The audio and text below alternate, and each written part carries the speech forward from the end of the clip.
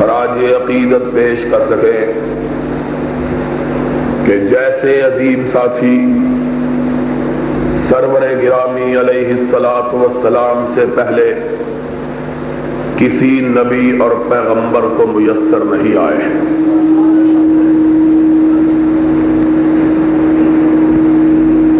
مشہور شیعہ کتاب تفسیر حسن عسکری میں لکھا ہے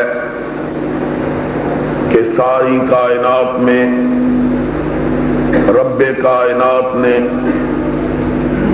سب سے افضل اور بلند تر مقام اگر کسی کو عطا کیا ہے تو انبیاء اور رسول اللہ کو عطا کیا ہے، اور سارے انبیاء میں سے سب سے افضل اور اعلیٰ رب قدوس نے کسی کو بنایا ہے تو محمد الرسول اللہ کو بنایا ہے۔ اور حسن عسکری اپنی تفسیر میں لکھتے ہیں کہ جس طرح رب کائنات نے سارے انبیاء اور سارے رسولوں سے افضل ہمارے آقا و مولا جناب محمد الرسول اللہ صلی اللہ علیہ وسلم کو بنایا ہے، اسی طرح رب کائنات نے آپ کے صحابہ کو سارے نبیوں اور رسولوں کے صحابہ سے افضل بنایا ہے۔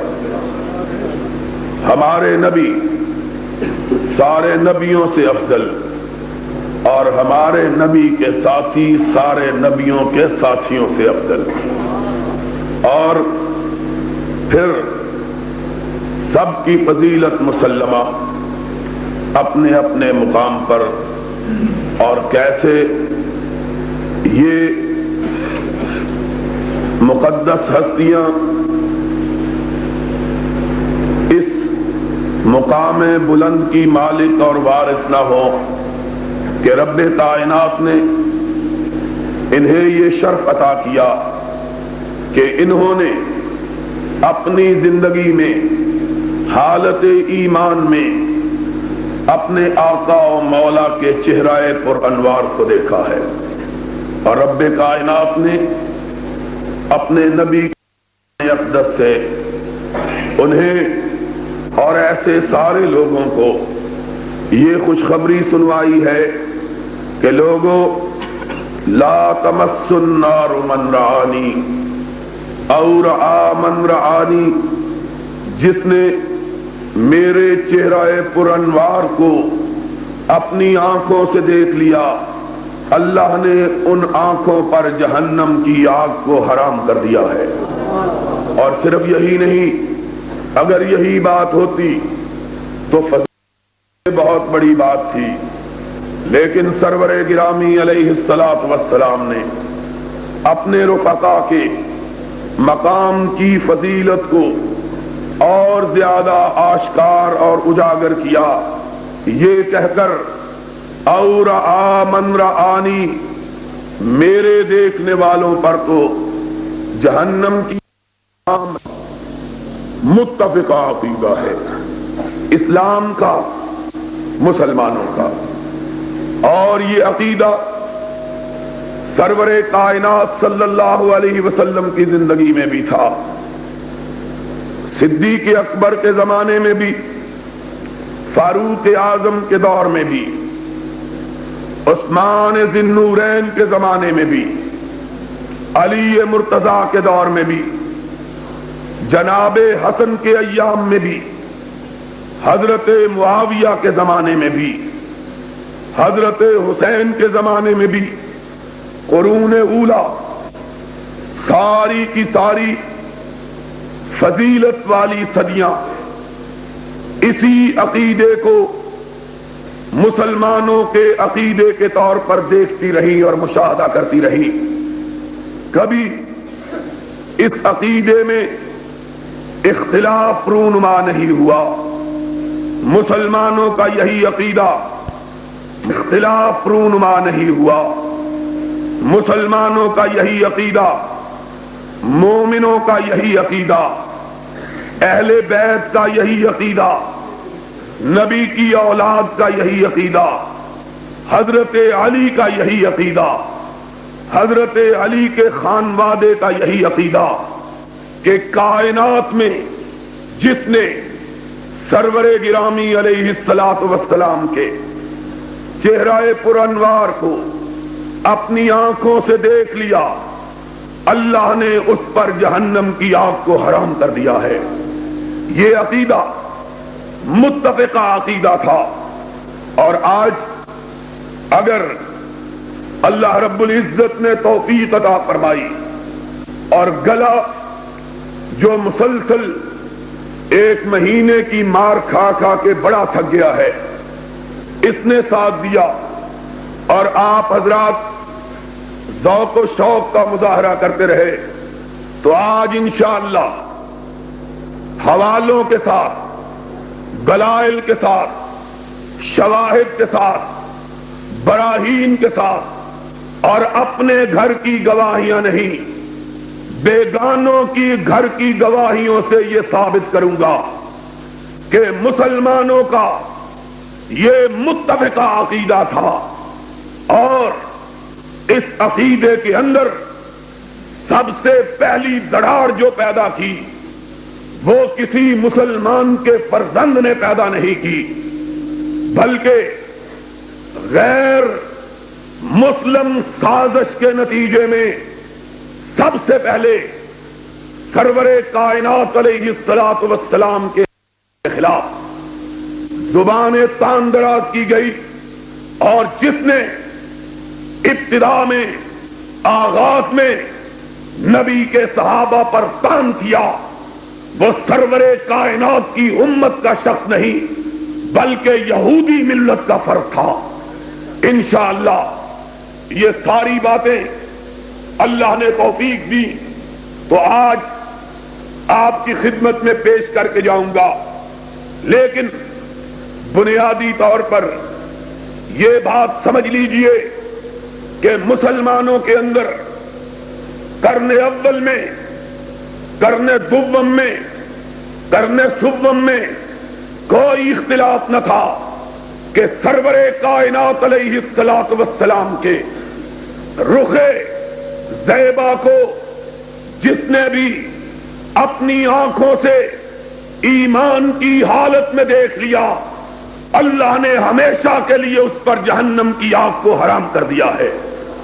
اور ان کا عقیدہ یہ تھا کہ جب تک کائنات باقی ہے، سرور کائنات کی رسالت باقی ہے، اور جب تک کائنات باقی ہے نبی کی رسالت کے ماننے والے باقی، جب تک دنیا موجود ہے نبی کے ماننے والے موجود رہیں گے.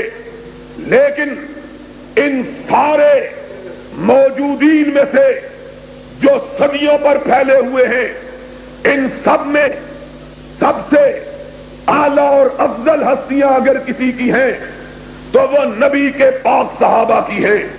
اور صحابہ میں سے پھر سب سے افضل اگر کوئی گروہ ہے تو وہ گروہ ہے جس نے خون عثمان کے بدلہ لینے کی قسم کھائی تھی اور نبی کے دست مبارک پر حدیبیہ کے مقام پر بیعت کی تھی، اور 14 کے 1400 اللہ کی رضا اور جنت کے وارث بنے تھے. اور پھر ان سے بھی اگر تو وہ 313 ہیں جو اس جنگ میں شریک ہوئے، جس جنگ کے سارے شرکاء کو ناطق وحی نے کہا تھا، اے بدر کے مجاہد، بدر کے غازیوں، سن لو، آج تمہارے دیدار کے لیے عرش معلی سے آسمان دنیا پہ اتر آیا ہے، اور اس نے تمہیں دیکھ کے کہا ہے، اے بدر کے غازیوں، آج کے بعد تم جی جو چاہے کرو، میں نے جنت تمہیں لکھ کے عطا فرما دی ہے.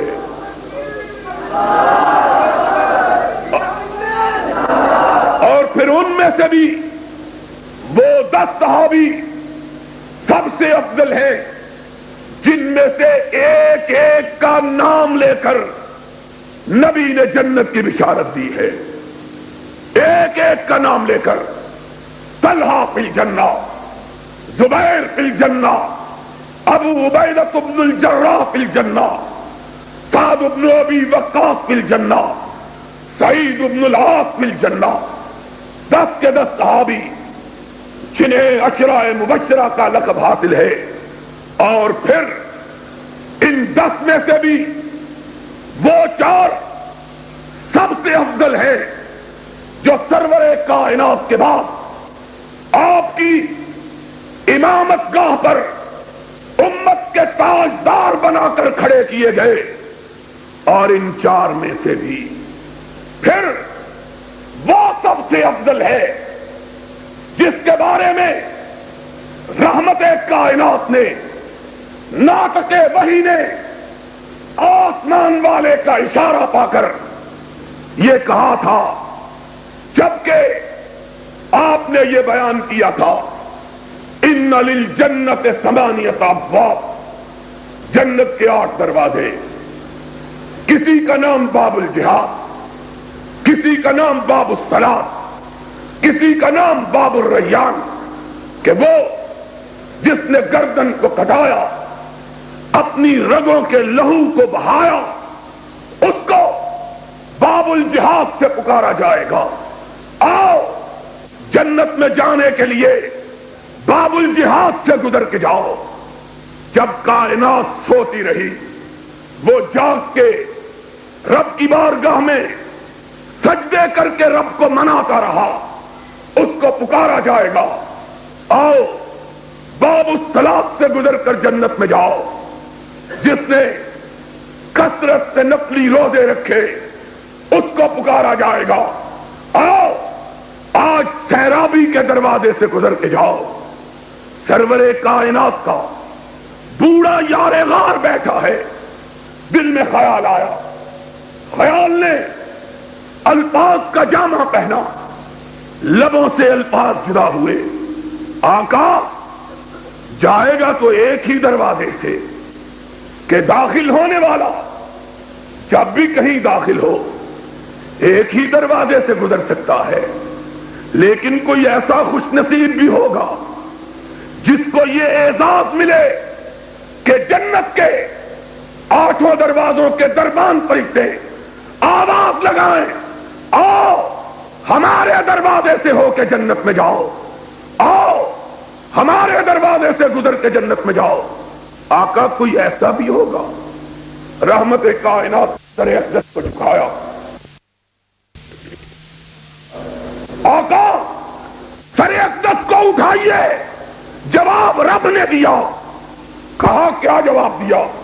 کہا پوچھنے والے کو جواب دیجئے یا صدیق انت منہم.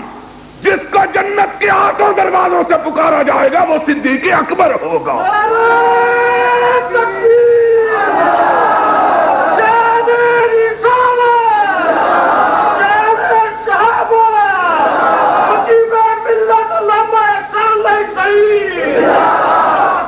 وہ پھر سب سے افضل، وہ سب سے اعلیٰ، وہ سب سے بہتر، وہ سب سے بلند تر، وہ سب کا مہتر، وہ سب سے بالا تر، کہ جس کے بارے میں ام المومنین صدیقہ کائنات سلام اللہ علیہا روایت کرتی ہے کہ ایک دن اپنے گھر کے آنگن میں بیٹھی ہوئی، آسمان کا چہرہ دھلا ہوا، بادل برسے، گرد و غبار چھٹ گیا، ہر طرف ستارے چشمک کرنے لگے.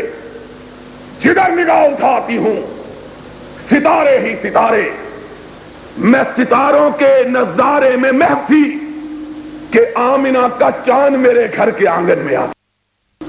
رحمت کائنات کے چہرہ پرانوار کو دیکھا.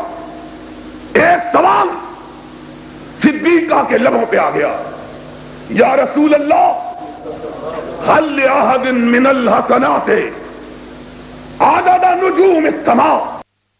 آقا آپ کی امت میں کوئی ایسا خوش نصیب بھی ہے جس کی نیکیاں اتنی لاتعداد اور بے شمار کہ جیسے آسمان کے ستارے. رحمت کائنات نے تبسم کیا. آپ نے فرمایا نعم، عائشہ ایک ایسا بھی ہے جس کی اتنی نیکیاں جتنے آسمان کے ستارے، کہ جس طرح آسمان کے ستاروں کو گنا نہ جا سکے اس طرح اس کی نیکیوں کا شمار نہ ہو سکے. جلدی سے پوچھا من یا رسول اللہ، اللہ کے حبیب وہ کون؟ فرمایا عمر بن الخطاب. صدیقہ وہ میرا فاروق ہے جس کی اتنی نیکیاں جتنے آسمان کے ستارے. صدیقہ کائنات کے دل میں خیال کچھ اور تھا. وہ خیال چھپا کے نہ رکھا، اس کو بھی الفاظ کے سانچے میں ڈھالا، سرور کائنات کی بارگاہ میں پیش کیا. وَأَيْنَ حَسَنَاتُ أَبِي بَكْرٍ یا رسول اللہ، اللہ کے حبیب اور ابو بکر کی نیکیاں کہاں گئی؟ تبسم رسول مسکراہٹ میں تبدیل ہو گیا. فرمایا عائشہ پوچھتی ہو ابو بکر کی نیکیوں کو اور پیمانہ بناتی ہو آسمان کے ستاروں کو. آسمان کے لاتعداد اور بے شمار ستارے ابو بکر کی نیکیوں کا پیمانہ نہیں بن سکتے. ابو بکر کی نیکیاں پوچھنا ہے تو سمجھ لے انما جمیع حسنات عمر کلیلۃ واحدۃ ابی بکر. عمر کی زندگی بھر کی نیکیاں ابو بکر کی اس رات کی نیکیوں کا مقابلہ نہ کر سکے جو اس نے غار ثور میں میرے ساتھ گزاری تھی.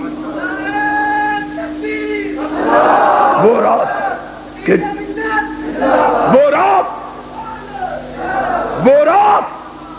کہ جس رات رب نے مجھ کو اور صدیق اکبر کو ایک صیغے میں مخاطب کیا تھا.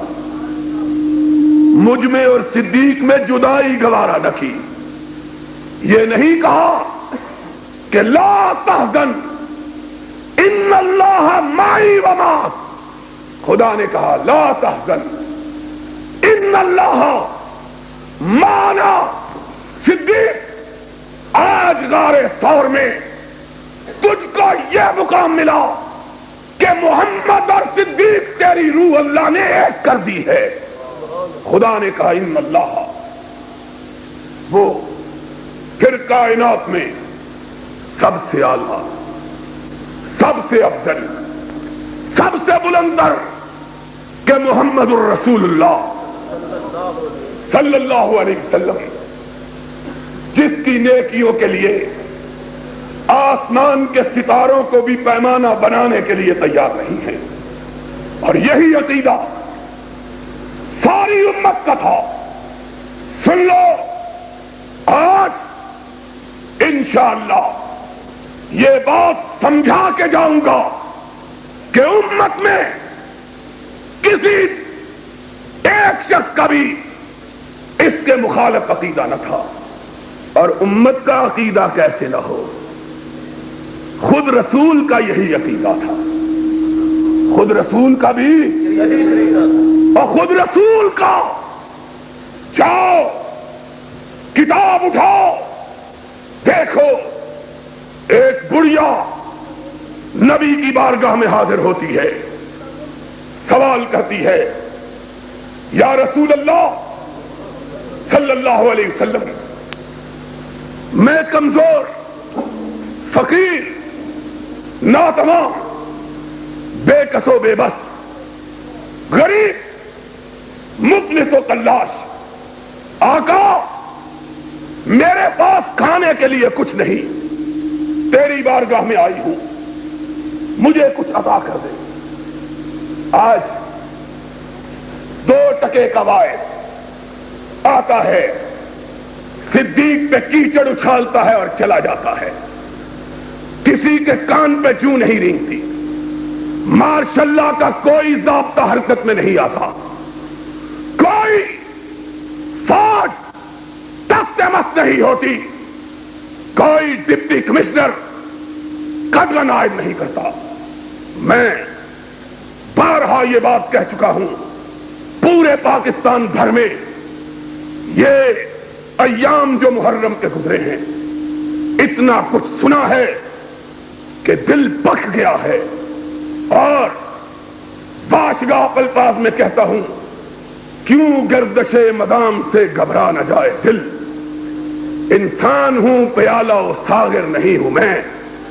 وہ لوگ جن کو یہ بھی معلوم نہیں کہ ایمان کہتے کسے ہیں، اسلام نام کس کا ہے، اہل بیت کا اطلاق کس پہ ہوا، وہ اٹھتے ہیں اور صدیق کے ایمان اور اسلام پہ گفتگو کرتے ہیں۔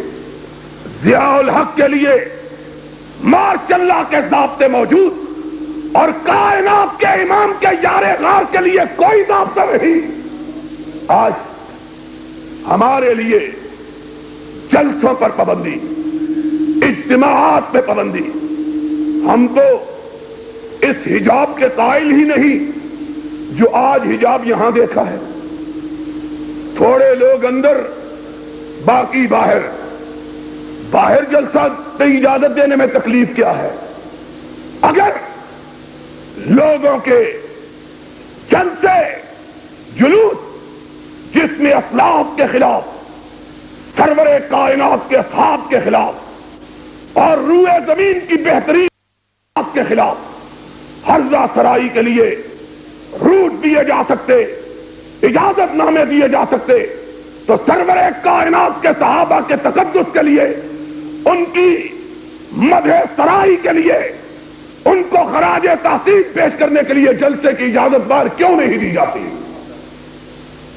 میں کعبے کے رب کی قسم یہ کہنا چاہتا ہوں، میں کسی دوست کو ابتلا میں نہیں ڈالنا چاہتا، وگرنہ اگر میرے بس میں ہو اور جلسے کے ان بے کس و بے بس منتظمین کو گرفت کا خطرہ نہ ہو، اللہ کی قسم ہے کسی ضابطے کو پرواہ میں نہ لاتے ہوئے سب سے پہلے میں اس چوک میں باہر کھڑے ہو کر تقریر کرنے کے لیے تیار ہوں۔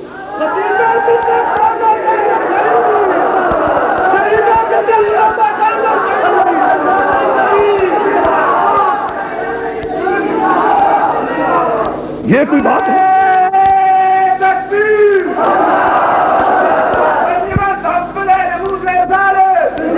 اور سن لو، آج ایک وہابی کا عقیدہ بھی سن لو رسول کے غلاموں کے بارے میں، سن لو، میرا عقیدہ یہ ہے ضیاء الحق اور ساری کائنات کے حکمران اکٹھے ہو جائیں، اکیلے صدیق کی چوٹی کا مقابلہ نہیں کر سکتے۔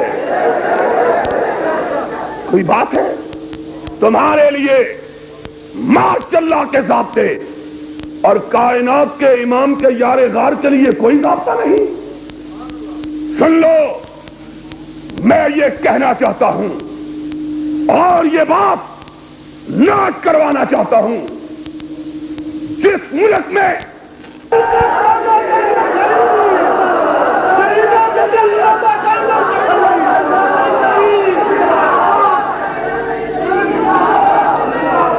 یہ کوئی بات ہے؟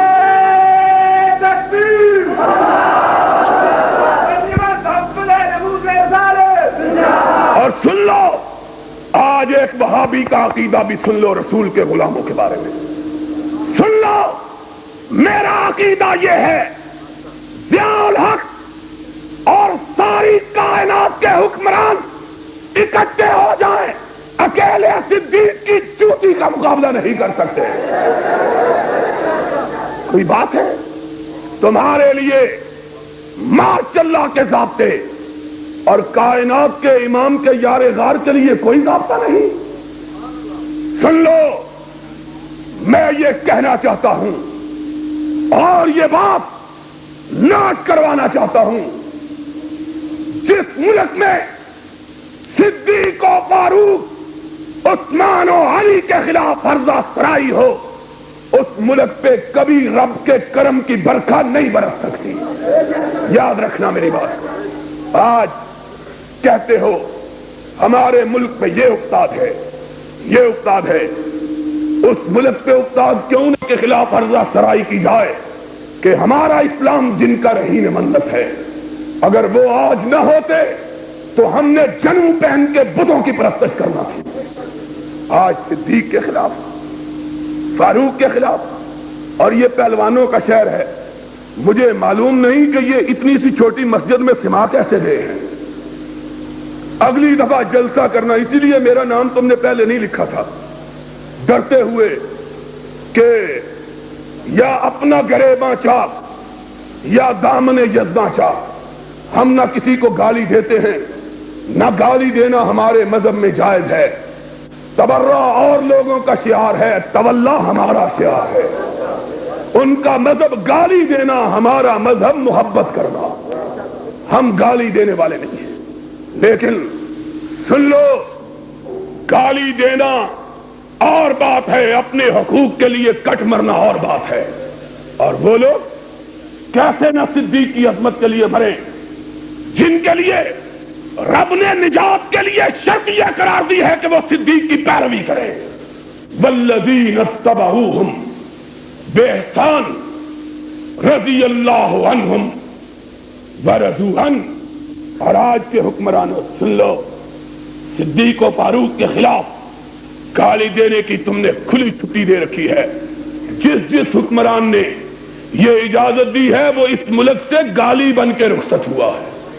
یہ بدلہ رب نے دنیا میں عطا کیا ہے۔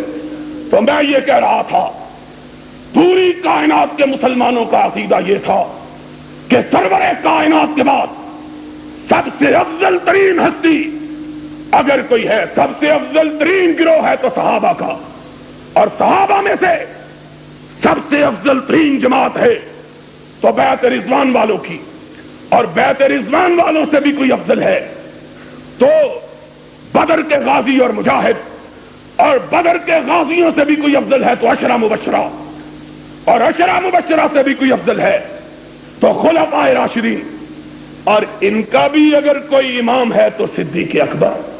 اور یہ عقیدہ صرف مسلمانوں کا نہ تھا بلکہ خود محمد عربی کا بھی یہی عقیدہ تھا صلی اللہ، اور تمہارے رسول کا بھی یہی عقیدہ۔ عورت آئی، آقا میں مفلس و کلاش ہوں، گھر میں کھانے کے لیے کچھ نہیں ہے، کچھ عطا فرما دیجئے۔ رحمت کائنات نے اپنے گھر پہ نظر ڈالی، رؤوف و رحیم کی آنکھوں میں آنسو آ گئے۔ وہ رؤوف، وہ رحیم کہ رب نے جس کا ذکر کرتے ہوئے کہا عزیز علیہ ما عنتم حریص علیکم بالمؤمنین رؤوف الرحیم۔ کانٹا مومنوں کے پاؤں میں چبھتا ہے، کسک محمد اپنے سینے میں محسوس کرتا ہے۔ رؤوف و رحیم نے اس عورت کے غربت و افلاس کو دیکھا، پھر اپنے گھر پہ نگاہ ڈالی کہ اپنے گھر میں تو 2 ماہ سے آگ نہیں جلی ہے۔ فرمایا بی بی اب کے تو پاس کچھ بھی نہیں، اگلے برس آنا، میں ضرور تیری مدد کروں گا۔ اور میں نے کہا کہ پھر بیوی نہیں بولی، خدا نے اسے قوت نطق عطا کی، کہا تو بول تاکہ کائنات کو پتا چل جائے کہ اپنے باپ کون افضل ہے، محمد کا عقیدہ کیا ہے، دنیا والوں کو علم ہو جائے۔ کہا یا رسول اللہ علم مجد کا، یا رسول اللہ کائنات کے تاجدار، تو نے فرمایا ہے اگلے برس آؤں، میرے آقا اگر اگلے برس آپ نہ ہوئے تو پھر کیا کروں گی؟ ہائے ہائے، عورت تو نہیں بول رہی، رب بلوا رہا ہے، رب بلوا رہا ہے۔ کائنات کے امام نے اپنا عقیدہ بیان کیا کہ اگر وہ نہ ہوگا تو کون ہے جو اس کے بعد امت کا تاجدار ہوگا؟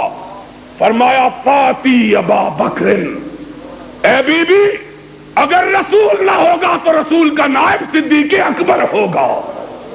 اس سے کہنا رسول نے وعدہ کیا میرا ابو بکر میرے وعدے کو پورا کر دے گا. رسول کا عقیدہ بھی یہ تھا کہ ساری کائنات میں اس کے بعد اگر سب سے فضیلت کا مقام کسی کو حاصل ہے تو صدیق. اور یہ عقیدہ اپنے زندگی کے آخری ایام میں بھی اس کا اظہار کیا کہ جب مرض موت میں مبتلا تھے، موت کی بے ہوشیاں طاری تھیں، سکرات الموت کا زمانہ تھا، کائنات کے امام کے دروازہ اقدس پہ صحابہ کا جمگٹھا، مسجد نبوی میں آنکھوں سے آنسوؤں کے اشک رواں، یا رسول اللہ صلی اللہ علیہ وسلم. بلال آواز دیتا ہے آقا تیرے ساتھی تیری آمد کے منتظر ہیں. ان کے چہرے مرجھائے ہوئے، ان کی نگاہیں تیری دیدار کی پیاسی. نماز کی اذان ہو چکی، مصلی پہ کھڑا ہونے کا وقت آ گیا. آقا تیرا مصلی خالی پڑا ہے، آئیے اپنے صحابہ کے دلوں کو ٹھنڈک پہنچائیے. صحابہ تیری دید کے منتظر ہیں. نبی نے اپنی نگاہ اقدس کو اٹھایا، ازواج مطہرات پاس بیٹھی ہیں. فرمایا مرو ابا بکر فلیصلی بالناس. آج نبی یہ چاہتا ہے اپنی زندگی میں اپنے اصحاب میں سے سب سے اعلی اور افضل کو آشکار کر دے کہ میرے بعد سب سے بالا تر ہستی کون ہے. اس لیے میں یہ چاہتا ہوں کہ اپنی زندگی میں اپنے مصلی پہ ابو بکر کو کھڑا کر کے جاؤں. مرو ابا بکر فلیصلی بالناس. جاؤ ابو بکر کو کہو میرے مصلی امامت پہ کھڑا ہو کر میرے اصحاب کی امامت کروائے. ازواج مطہرات کہتی ہیں یا رسول اللہ صلی اللہ علیہ وسلم کسی اور کو کہیے. فرمایا مرو ابا بکر. نہیں نہیں، ابو بکر کے ہوتے ہوئے دنیا کا کوئی شخص محمد کے مصلی پہ کھڑا نہیں ہو سکتا. مرو ابا بکر. اور پھر تاریخی الفاظ کہے لا ينبغي لقوم ان يكون فيهم ابو بکر ان يؤمهم غیرہ. جس جماعت میں، جس گروہ میں، جس قبیلے میں، جس شہر میں، جس بستی میں، جس مسجد میں ابو بکر ہو اس کے ہوتے ہوئے کوئی دوسرا مصلی پہ کھڑا نہیں ہو سکتا. مرو ابا بکر. مرو ابا بکر. مرو ابا بکر فلیصلی بالناس. جاؤ ابو بکر کو کہو. اور ذرا سن لو، ذرا سن لو اور جاؤ. کوئی ماں کا لال ہو تو بتلائے، انکار کر کے دکھلائے کہ جس دن صدیق کو مصلی پہ کھڑے ہونے کا حکم دیا کیا اس دن حضرت علی مدینے میں موجود تھے کہ نہیں تھے؟ اور بولو موجود تھے کہ نہیں؟ حسن موجود تھے، حسین موجود، اپنے سگے چچا عباس موجود. وہ چچا جن کے بارے میں کہا ان عباس امی سن وہ ابھی. عباس میرا چچا ہی نہیں محمد کا باپ بھی ہے.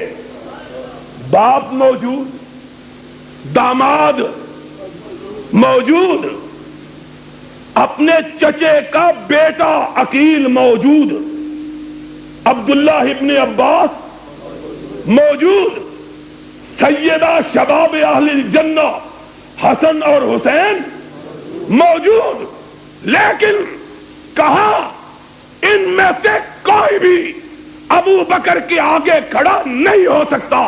ان سب کو کہو ابو بکر آگے، محمد کی اولاد پیچھے. ابو بکر کے ہوتے ہوئے کوئی دوسرا محمد کے مصلی پہ کھڑا ہو سکتا نہیں. نبی کی اولاد. اور کوئی یہ نہ کہے حسن و حسین چھوٹے تھے، حسن و حسین چھوٹے تھے۔ دوستوں کا عقیدہ یہ ہے کہ امام جب پیدا ہوتا ہے قرآن کا حافظ پیدا ہوتا ہے، امام جب پیدا ہوتا ہے قرآن کا حافظ پیدا ہوتا ہے۔ 3 سال کی عمر میں وہ مصلی امامت پہ کھڑا ہو سکتا ہے۔ جب حسن و حسین سرور کائنات کے آخری ایام میں موجود تھے تو بڑے کی عمر شیعہ روایات کے مطابق 8 برس تھی، چھوٹے کی عمر 7 برس تھی۔ دونوں شیعہ روایات کے مطابق بالغ تھے، قرآن کے حافظ تھے، امام معصوم تھے، لیکن نبی نے ان کا امام بھی بنایا تو اپنے صدیق کو بنایا اور ثابت کیا کہ دیکھو محمد کا عقیدہ بھی یہ ہے کہ میرے بعد سب سے افضل مخلوقات میں سے اگر کوئی ہے تو صدیق اکبر ہے رضی اللہ تعالی۔ رسول کا بھی یہی عقیدہ، اور سن لو خدا کا بھی یہی عقیدہ ہے، خدا کا بھی یہی عقیدہ کہ نبی کے بعد اگر مقام ہے تو صدیق کا، اور یہ عقیدہ ثابت ہوا اس دن جب کہ 4 طرف سے نبی کے دروازے کو کافروں نے گھیرا ہوا تھا۔ سرور کائنات اٹھے، باہر نکلے، سارے رشتہ دار موجود ہیں مکہ میں، چچے موجود، بھتیجے موجود، داماد موجود، بھانجے موجود، بنو ہاشم کے سردار موجود، لیکن قدمہائے مبارکہ اٹھے تو صدیق اکبر کے دروازے کی طرف رات گئے، ابو بکر کے دروازے پہ دستک دی، صدیق اکبر نے اپنے آقا کی خوشبو سونگھی، جلدی سے باہر تشریف لائے، اور جانتے ہو کہ میرا نبی جس راستے سے گزر جاتا تھا وہ راستہ معطر ہو جاتا تھا۔ ابو ہریرہ کہتے ہیں، شمائل ترمذی کی حدیث ہے، ایک دن نبی کے گھر گیا، باب عالی پہ دستک دی، اندر سے جواب ملا کون ہے؟ میں نے کہا خادم رسول اللہ ہے ابو ہریرہ، رسول کا خادم ابو ہریرہ۔ کہا کیا بات ہے؟ کہا آقا کی شرف کے لیے، آقا کی بارگاہ میں شرف باریابی کے لیے آیا ہوں۔ کہا کونین کے تاجدار گھر میں نہیں ہیں؟ ابو ہریرہ کہتے ہیں سرور کائنات کے دروازے سے پلٹا اور اب کسی سے پوچھنے کی حسرت نہ رہی کہ میرے آقا کہاں گئے۔ کیوں؟ گلی میں آیا، سونگا، جس طرف سے خوشبو آ رہی تھی اس طرف چل پڑا، مجھے پتا چل گیا میرا آقا اسی طرف گیا ہے۔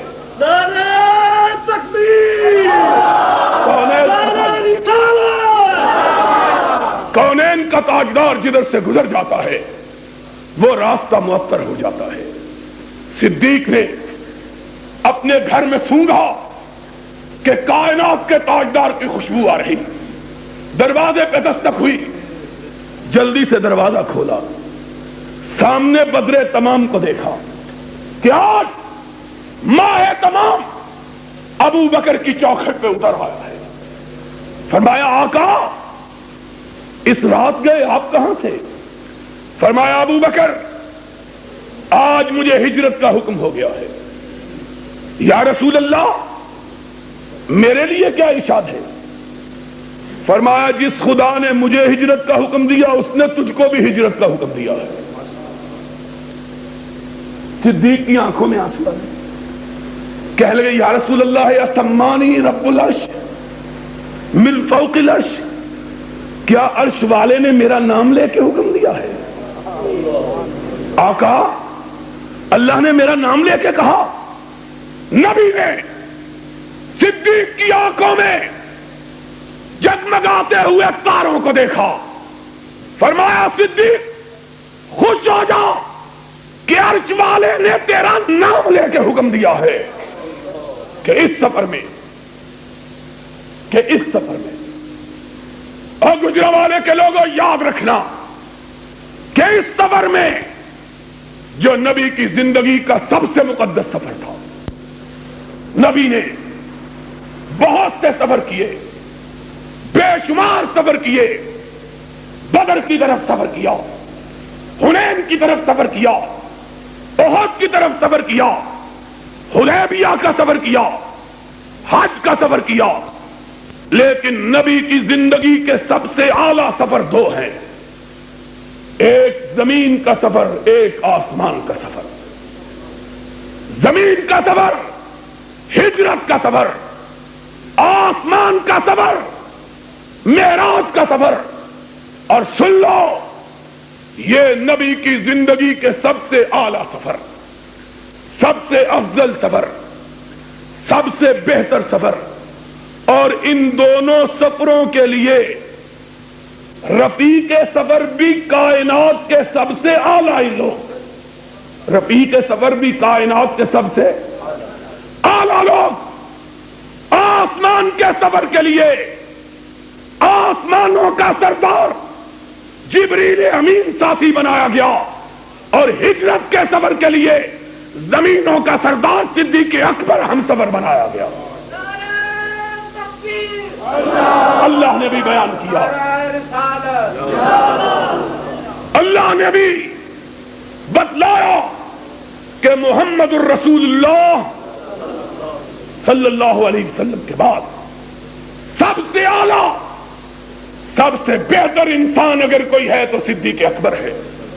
اسی لیے ہجرت کی رات نگاہ انتخاب بنو ہاشم کے کسی فرد اور اپنے قبیلے کے کسی انسان، اپنے کسی داماد، اپنے کسی عزیز پہ نہیں پڑی، بلکہ خداوند عالم کے حکم پر نگاہ انتخاب پڑی تو صدیق اکبر پہ پڑی رضی اللہ تعالی۔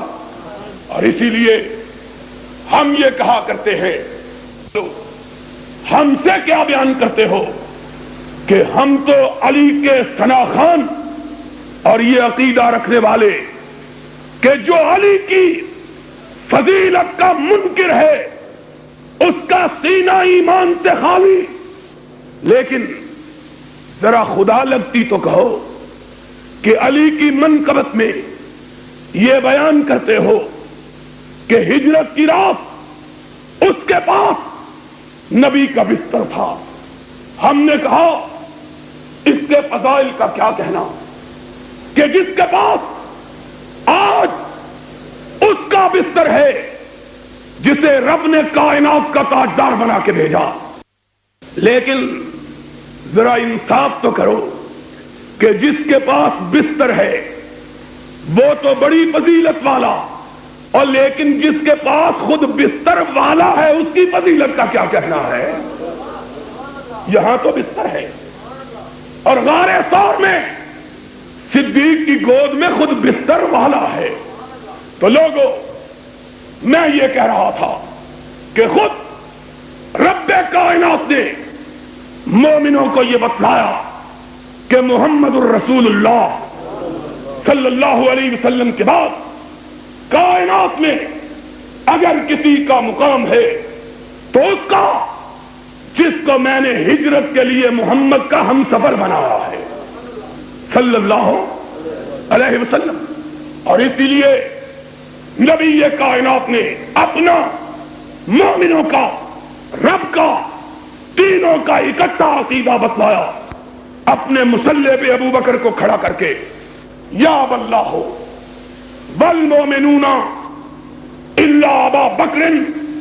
سن لو، مومن بھی نہیں مانتے، عرش والا بھی نہیں مانتا، فرش والے بھی نہیں مانتے، مانتے ہیں تو نبی کے بعد صرف صدیق اکبر کو مانتے ہیں، محمد الرسول اللہ۔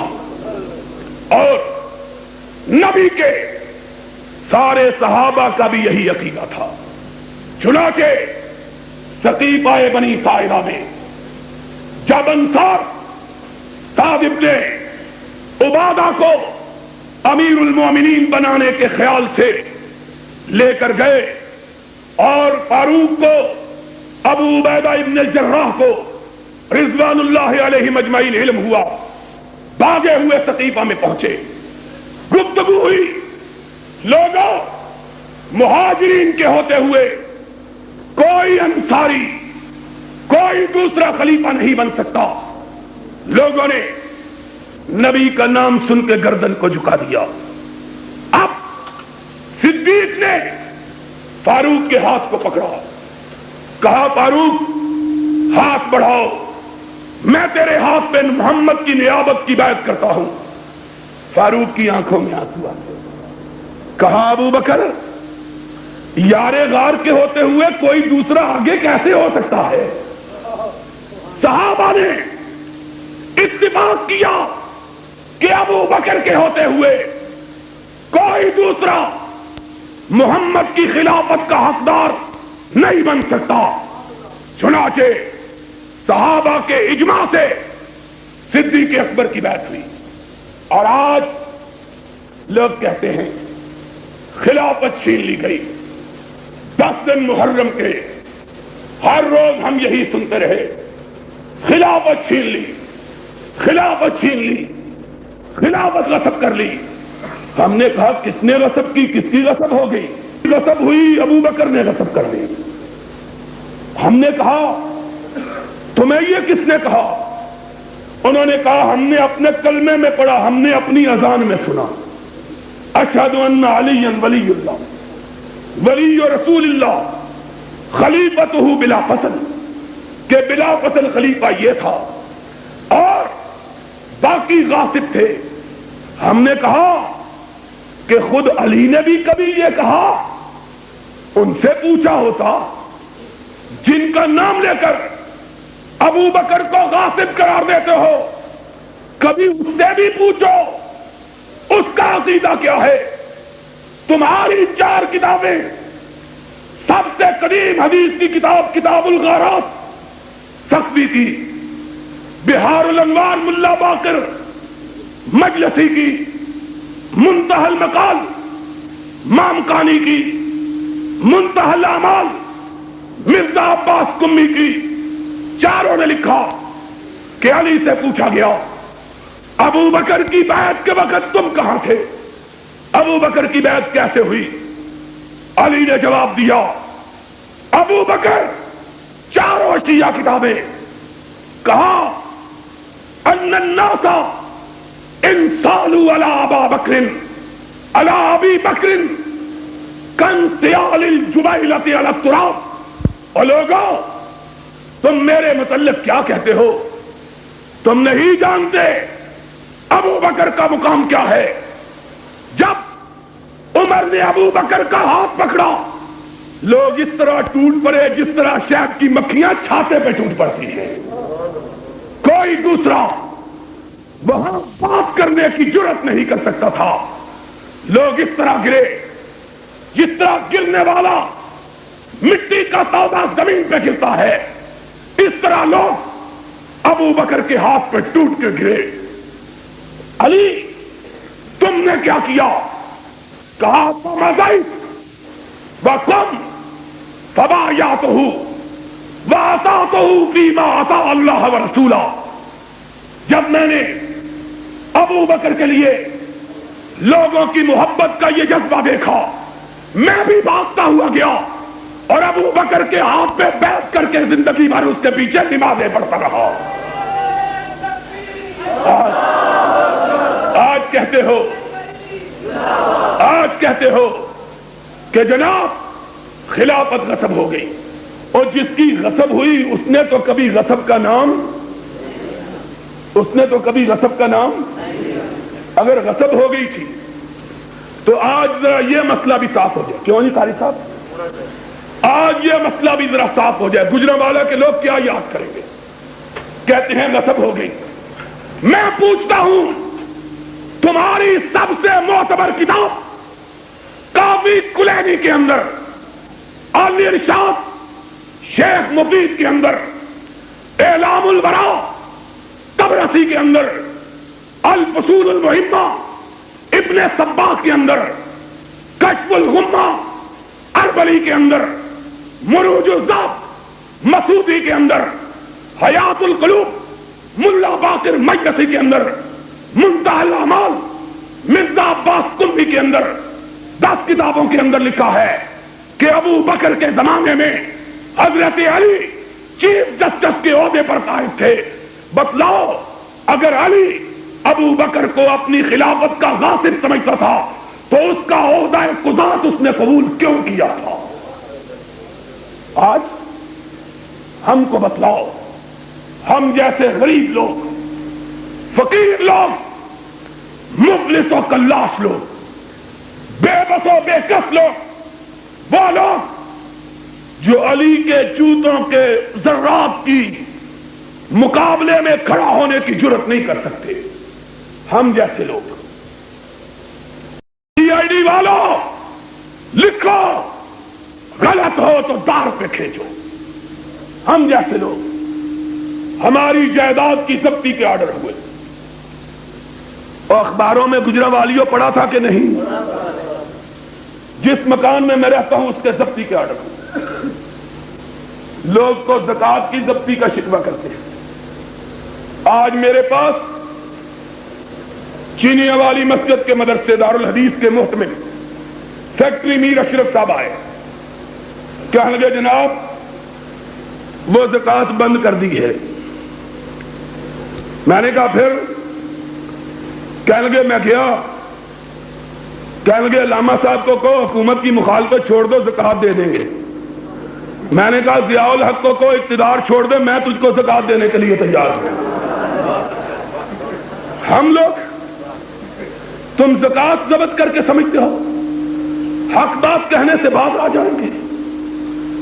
دل ضبط، زبان ضبط، جسم ضبط، جان ضبط کر لو.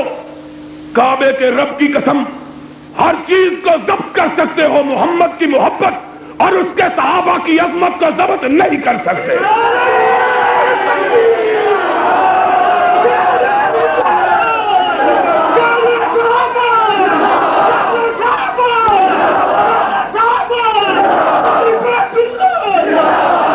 کہتے ہیں ضبط.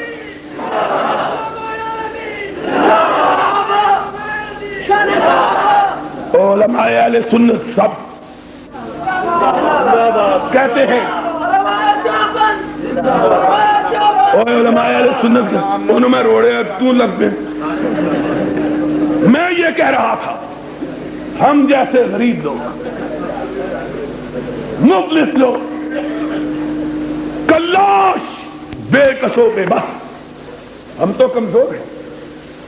وہ تو شیر خدا تھا، فاتح خیبر تھا، سارے مرحب تھا، اسد اللہ الغالب تھا، بدر کا غازی تھا، حنین کا مجاہد تھا، یرموک کا راہی تھا، یمن کا قاضی تھا، حسنین کا باپ تھا، فاطمہ کا شوہر تھا، محمد کا داماد تھا.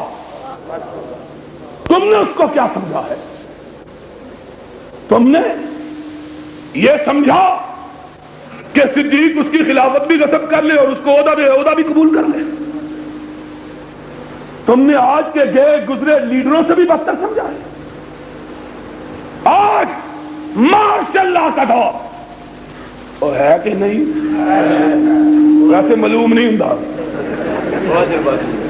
کیوں جی قاری صاحب معلوم ہوں ہے؟ سی آئی ڈی والوں لکھ لو، قاری صاحب بھی کہتے ہیں معلوم نہیں ہوتا. معلوم نہیں ہوتا. اب تو ویسے ہی جی کا جانا ٹھہر گیا ہے، صبح گیا یا شام. اب دنیا کی کوئی طاقت اس گرتی ہوئی دیوار کو سہارا دے سکتی؟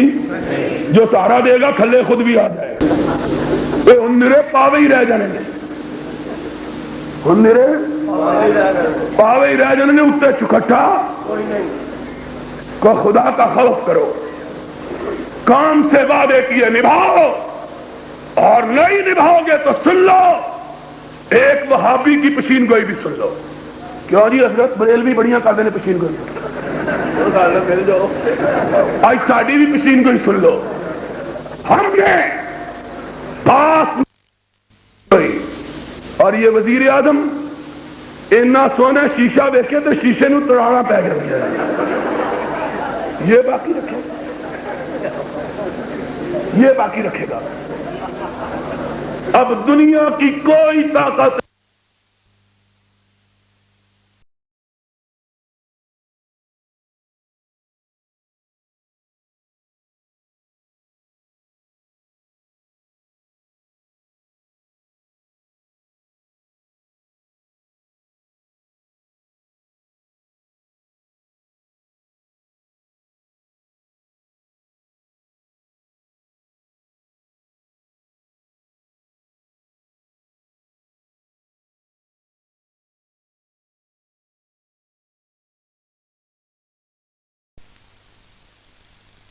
رسولاں وچوں آمنا دے لال دا جتھے کتے دسے لشکار وکھرا ساریاں رسولاں وچوں آمنا دے لال دا جتھے کتے دسے لشکار وکھرا اللہ اللہ کڈی اچھی شان ہے حضور دی رب نال جس نو پیار وکھرا انگلی ہلاوے ڈگ چاند آسمان دا ہلاوے ڈگ چاند آسمان دا رب تو پیارا ملے موجدہ قرآن دا او پتھراں حضور دیاں دتیاں گوائیاں سن اے پتھراں حضور دیاں دتیاں گوائیاں سن اے ساڈے حصے آیا لجدار وکھرا اوے اللہ اللہ کڈی اچھی شان ہے حضور دی رب نال جس نو پیار وکھرا اس آسمانہ دے سورج نو شاماں نو ڈبنا پیندا ہے اس آسمانہ دے سورج نو شاماں نو ڈبنا پیندا ہے میں صدقے مدنی دا سورج ہر ویلے ہی چڑھیا رہندا ہے ساریاں رسولاں وچوں آمنا دے لال دا جتھے کتے دسے لشکار وکھرا او جنہ جنہ راہاں اتے پیندا گیا پھیرا ہے گیا گمراہی والا ہٹ دا اندھیرا ہے لگے جس جگہ تے پسینہ جی حضور دا خوشبو دیا مہکار وکھرا اوے اللہ اللہ کڈی اچھی شان ہے حضور دی رب نال جس نو پیار وکھرا او جتھے جتھے لگا پیارے لباں دا لواب جتھے جتھے لگا پیارے لباں دا لواب اوتھوں اوتھوں درد جے شتاب اڈی ہووے اوے اک ہووے علی دیاں اڈی یار غار دی اور اک ہووے علی دیاں اڈی یار غار دی ملیا دوہاں نو دل دار وکھرا اوے اللہ اللہ کڈی اچھی شان ہے حضور دی رب نال جس نو پیار وکھرا او جنہاں دے نصیباں وچ سنگت حضور دی جنہاں دے نصیباں وچ سنگت حضور دی انہاں نو نہیں پوچھ ہونی کسے بھی قصور دی اور جنہ دے نصیباں وچ سنگت حضور دی انہاں نو نہیں پوچھ ہونی کسے بھی قصور دی اور جنہ کیتے دتیاں قرآن نے بشارتاں جنہ کیتے دتیاں قرآن نے بشارتاں ملیا نیکاں نو دربار وکھرا اوے اللہ اللہ کڈی اچھی شان ہے حضور دی رب نال جس نو پیار وکھرا صدق دی رٹ لگی جنہ دی زبان تے صدق والی رٹ لگی جنہ دی زبان تے انہاں نو یقین نہیں جے سچے قرآن تے رحماء بینہم مدنی دے یار سن رحماء بینہم مدنی دے یار سن انہاں نو نہیں در قرار وکھرا اوے اللہ اللہ کڈی اچھی شان ہے حضور دی رب نال جس نو پیار وکھرا او جس نو حضور نے مسلے تے کھڑایا ہے جس نو حضور نے مسلے تے کھڑایا ہے اس کیویں بنت رسول نو رنجایا ہے قرار پیچھے پڑھیاں نمازاں سن حیدر قرار پیچھے پڑھیاں نمازاں نے آپس چی انہاں دا پیار وکھرا اوے اللہ اللہ کڈی اچھی شان ہے حضور دی رب نال جس نو پیار وکھرا اے کربلا تے دیکھ کڈی دور ہے کربلا دا حادثہ تے دیکھ کڈی دور ہے او پہلیاں صحاباں دا دس کی قصور ہے او پہلے صحابہ دا دس کی قصور ہے پیٹنا ہے ظالما کیتیاں نو پیٹنا تو عقل دیا کوکیا انہاں نیک لوکاں تیرا کیڑا کار پھوکیا اڈی گل گل جڈا منہ تیرا ظالما اڈی کر گل جڈا منہ تیرا ظالما انہاں دا تے رب دے ہاں پیار وکھرا اوے اللہ اللہ کڈی اونچی شان ہے حضور دی رب نال جس نو پیار وکھرا او قسم خدا دی اسی سن لے بیان نو قسم خدا دی ساڈے سن لے بیان نو سینہ ٹھر جاندا جدوں پڑھ دے ہاں شان نو جنتاں تے رب دیاں رب نے ہی دینیاں جنتاں تے رب دیاں رب نے ہی دینیاں حاکم ملک المختار وکھرا او حاکم ملک المختار وکھرا تے ابو بکر عمر جے کر جنتاں چ جانا نہیں او ابو بکر عمر جے کر او جنتاں چ جانا نہیں او قسم خدا دی رب او تی بنا